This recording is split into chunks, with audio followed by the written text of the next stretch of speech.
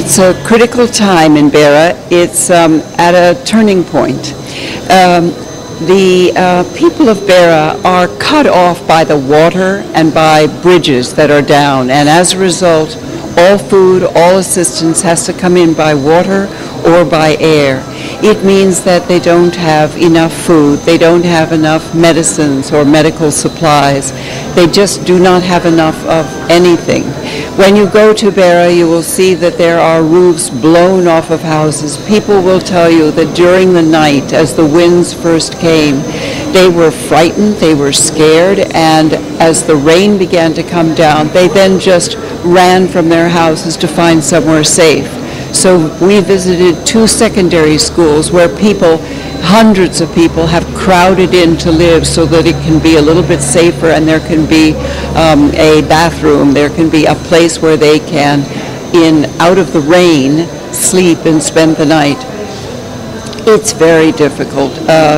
Some of the rooms that we visited had children who could not find their parents, and we cannot find the parents for them.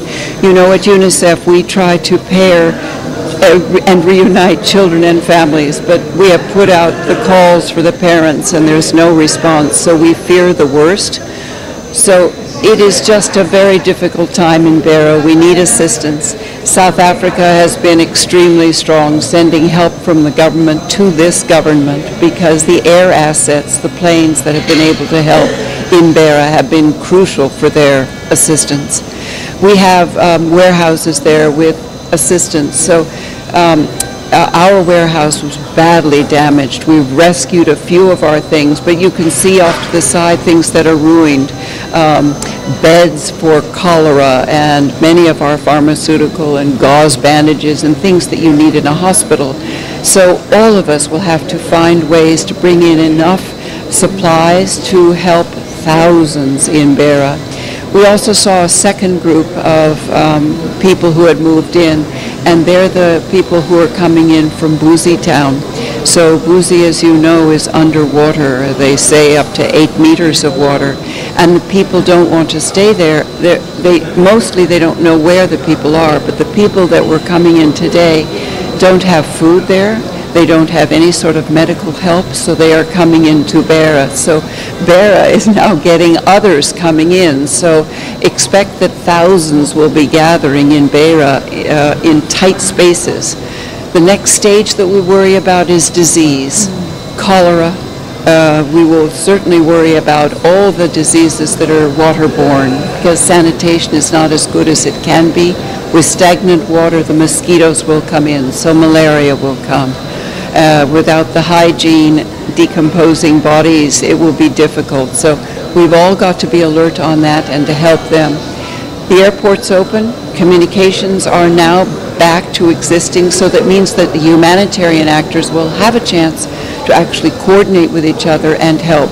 But everybody's pitching in, but it's very difficult, and without the warehouses operating, without trucks being able to come in, there are not enough supplies.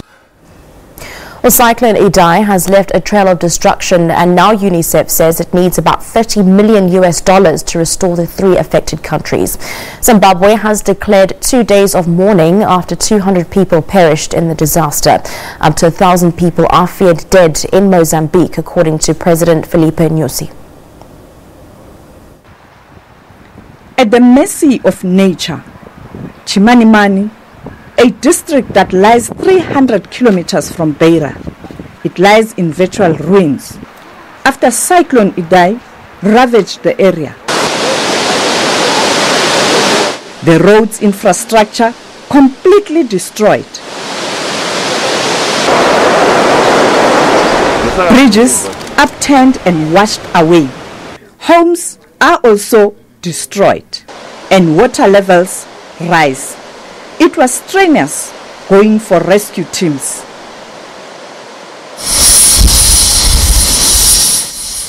Survivors sharing their ordeal, a horror tale of personal loss and devastation.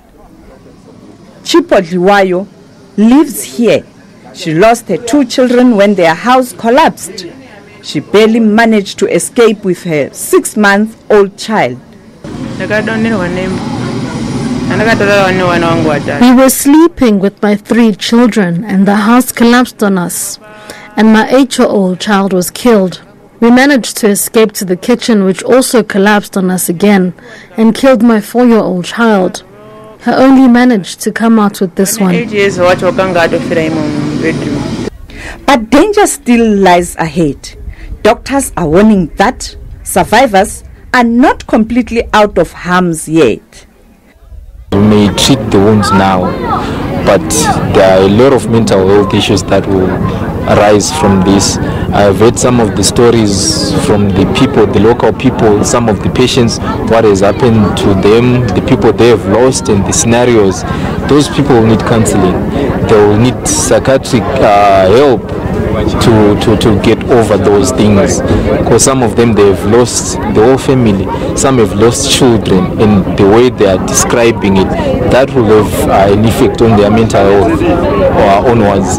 And it will be very wise that after treating the wounds, the injuries, the mental side, the mental aspect of their health is also attended to. Because I'm certain with these life experiences, they are life-changing. Most will get, are most likely to get depression afterwards, or those post-traumatic stress disorders. In this transit camp in Chimanimani, helicopters fly the survivors. The medical team is overwhelmed. The injuries vary, and those in critical state are transferred to Chipinge Hospital. We've head injuries, some have fractures, broken limbs, some are also broken pelvis or hips. Most of the patients are saying it's because of mud. They were covered, partly covered by mud and stones, or the house gave in and fell on top of them. So mainly those are the injuries that we are seeing. Some of the people have fevers. We're just noticing the temperatures are high because of the open wounds that they have. Some are saying they got injured around Friday, so they didn't get attention from there, so some of the wounds were now septic. Cyclone Idai has affected 3 southern African countries. In Zimbabwe, more than 4,000 people are understood to have been displaced. Aid agencies on the ground are providing much needed relief. There are reports that some people might have been washed away far afield as Mozambique. We realize that due to this cyclone, there are people we have been displaced at different magnitudes. So we respond to such emergencies. We partner with the Civil Protection Unit on emergencies, mainly on shelter and non-food items. So we have brought about 1,000 emergency tents, and we've also brought about 300 non-food items for the people who have been affected in Chimanimani and other districts, Chipinge, Mutare. Thousands still remain trapped in waterlogged areas. The areas are impassable by road. Local businesses have also stepped up to assist. A helicopter is available to evacuate those stranded. We've flown over it and we've seen a couple of places that probably take 3 or 4 days to repair. Then they'll be able to get to the first point. And we know that some of the other contractors like us that are stuck in there further down, about 40 k's, they've got equipment and they're trying to work their way up. So I think if we can get down and they're coming up, we can try and create the in-between and get there quicker, you know. Also, I believe that all the water pipes have been blown out of water, so fresh water down there is a huge problem. The staggering humanitarian effort lights a candle of hope. And as they begin to rebuild their scarred lives, the people of Chimanimani know the road ahead is not going to be an easy one to traverse. Sophie Mkweli, SABC News.